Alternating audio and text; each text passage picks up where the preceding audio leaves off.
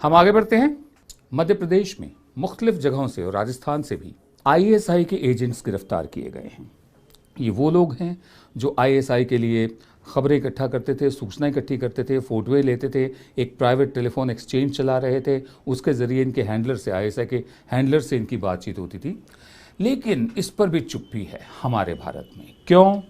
क्योंकि जो लोग पकड़े गए हैं उनके नाम हैं ध्रुव सक्सेना।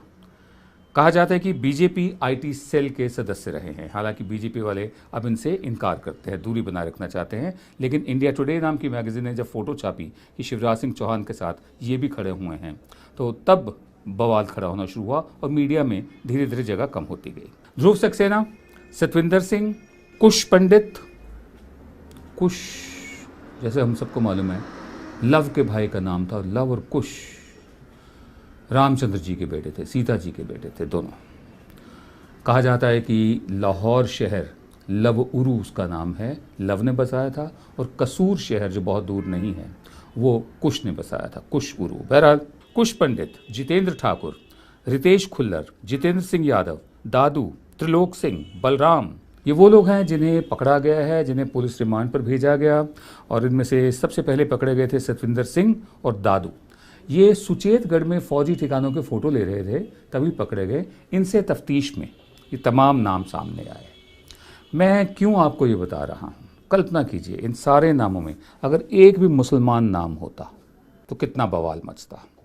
एक भी अगर जेएनयू का कोई पूर्व छात्र रहा होता, वैसे जेएनयू वालों का चरित्र ऐसा नहीं है, बहुत मजबूत लोग निकलते हैं वहाँ से, तो आप कल्पना कीजिए कितना बवाल मचा होता। जिन लोगों ने जेएनयू में नारे लगाए थे, जो मैं कल्पना में भी नहीं लगा सकता, सपने में भी नहीं सोच सकता, जिसमें हमारे देश के टुकड़े होने की बात की गई थी, वो लोग कहाँ हैं?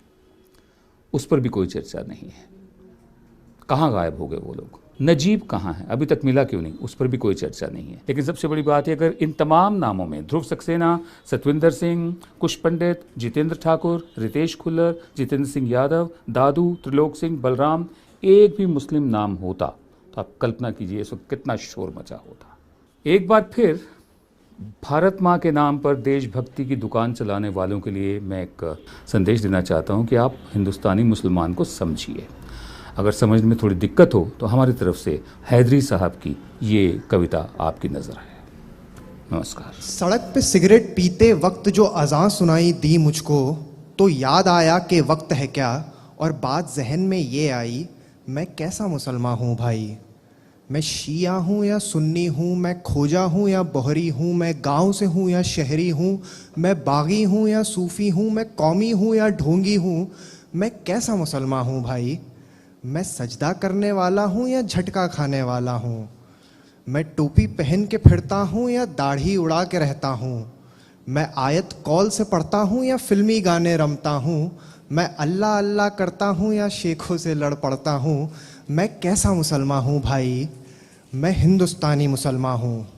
दक्कन से हूँ, यूपी से हूँ, भोपाल से हूँ, दिल्ली से हूँ, कश्मीर से हूँ, गुजरात से हूँ, हर ऊंची नीची जात से हूँ। मैं ही हूँ जुलाहा मोची भी, मैं डॉक्टर भी हूँ, दर्जी भी, मुझ में गीता का सार भी है, एक उर्दू का अखबार भी है, मेरा एक महीना रमज़ान भी है, मैंने किया तो गंगा स्नान भी है, अपने ही तौर से जीता हूँ, दारू सिगरेट भी पीता हूँ, कोई नेता मेरी नस नस में नहीं, मैं किसी पार्टी के बस में नहीं, मैं हिंदुस्तानी मुसलमान हूँ।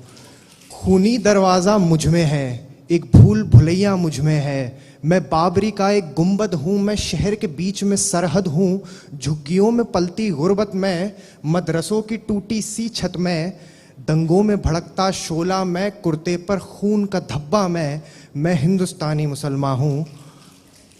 मंदिर की चौखट मेरी है, मस्जिद के किबले मेरे हैं, गुरुद्वारे का दरबार मेरा, यीशु के गिरजे मेरे हैं। 100 में से 14 हूँ लेकिन 14 ये कम नहीं पड़ते हैं, मैं पूरे 100 में बसता हूँ, पूरे 100 मुझ में बसते हैं।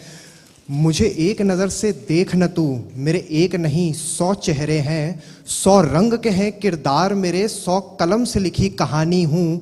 मैं जितना मुसलमान हूँ भाई, मैं उतना हिंदुस्तानी हूँ। मैं हिंदुस्तानी मुसलमान हूँ, मैं हिंदुस्तानी मुसलमान हूँ।